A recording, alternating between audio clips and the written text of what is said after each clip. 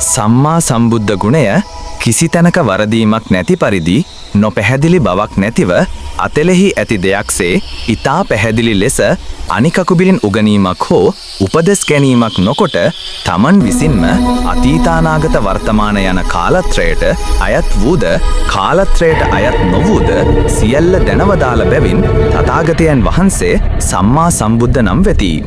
බුද්ධ යන වචනයෙන් දත් කෙනෙකු කියවේ. දත්තුවන් අතර අනුන්ගෙන් උගන අනුන්ගෙන් උපදෙස්ගෙන යම් යම් දේ දැනගත්තෝද වෙති ස්වශක්තියෙන්ම දැනගත්තෝද වෙති. අනුන්ගෙන් අසා දත් තැනැත්තේ බුද්ධ නම් වෙයි. එහෙත් සම්බුද්ධ නොවෙයි. අනුන්ගේ උපකාරයක් නැතිව ස්වශක්තියෙන් දතුවෝ සම්බුද්ධ නම් වෙති. සම්බුද්ධ යන නාමය ලැබෙන්නේ පසේ බුදුවරුන්ට හා ලෞතුරා බුදුවරුන්ට පමණක. සම්බුද්ධ වූද පසේ බුදුහු සියල්ල නොදනිති. ලෞතුරා බුදුහු සියල්ලම දනිති. වැරදීමක් නැතිවම දනිති. අපැහැදිලිකමක් නැතිව පැහැදිලි රසම දනිති. එබැවින් ලෞතුරා බුදුහු සම්මා සම්බුද්ධ නම් වෙති.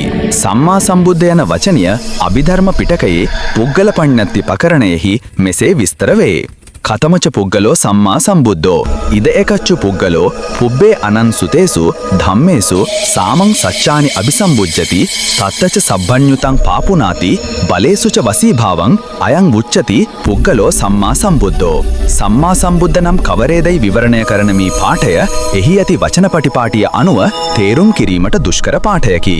යම් පුග්ගලයෙක් අනිකකුගෙන් නොඅසා ස්වශක්තියෙන්ම ස්කන්ධාදි ධර්ම විෂයෙහි චතුස්සත්‍යය දැනගනීද කිසිවක් ඉතිරි නොවන පරිදි සියල්ල පිළිබඳවම සත්‍යය දැනගැනීම වශයෙන් සර්වඥත්වයට පැමිණේද බලයන්හි වශීභාවය ලබාද ඒ පුද්ගල තෙමේ සම්‍යක් සම්බුද්ධ නම් වේ යනු එහි අදහසය.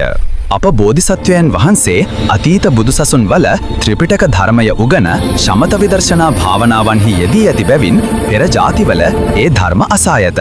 එහෙත් බුදුවන ජාතියේදී උන්වහන්සේ විසින් චතුස්සත්‍ය යන වචන මාත්‍රය බවා අනිකකුගෙන් අසා නැත. අති දීර්ඝ කාලයක් පිරූ පාරමිතා කුශල බලයෙන් කිසිවෙකුගෙන් නොඅසා ඒ ධර්ම උන්වහන්සේට අවබෝධ කළ හැකි විය. කිසිදු අඩුවක් නැතිව සියල්ල පිළිබඳවම සත්‍යයන් අවබෝධ කරගැනීමෙන් තථාගතයන් වහන්සේ සර්වඥ වූසේක. සර්වඥතා ඥානය ලැබෙනු සමගම දසබල ඥානයෝද උන්වහන්සේට ඇති වූ. සර්වඥතා ඥාන දශබල ඥානයන් ලැබීමෙන් ලෞතුරා බුදු බව සම්පූර්ණ වේ. ඉන්පසු බුද්ධත්වයේ සඳහා කල යුත්තක් නැත. ලෞතුරා බුදුවරුන් පසේ බුදුවරුන් හැර සෙස්සන්ඩ අනුන්ගෙන් නොඅසා චතුස්සත්‍යයන් දත හැකි නොවන්නේ ඒවා ඊතා ගැඹුරු නිසාය. සම්මා සම්බුද්ධ ගුණය විස්තර කරන මෙතන්හි තථාගතයන් වහන්සේ විසින් අවබෝධ කළ ඒ චතුස්සත්‍ය සැකවින් වුවද දැක්විය යුතු බැවින් තථාගතයන් වහන්සේගේ ප්‍රථම ධර්මදේශනය වන ධර්මචක්‍ර ප්‍රවර්තන සූත්‍රය ඇසුරු කොට චතුස්සත්‍ය සැකවින් දක්වනු ලැබේ. අතිපූජනීය රේරකානේ චන්දවිම ස්වාමීන් වහන්සේගේ බෞද්ධායාගේ අත්පොත උපුටා ගන්නා ලදී. මේ උතුම් ධර්ම දානය පාත්තු නිර්වාණ කීවි මගින් සියලු සත්වයෝ නිවන් මඟ අවබෝධ කරගනිත්වා. සාදු සාදු සාදු.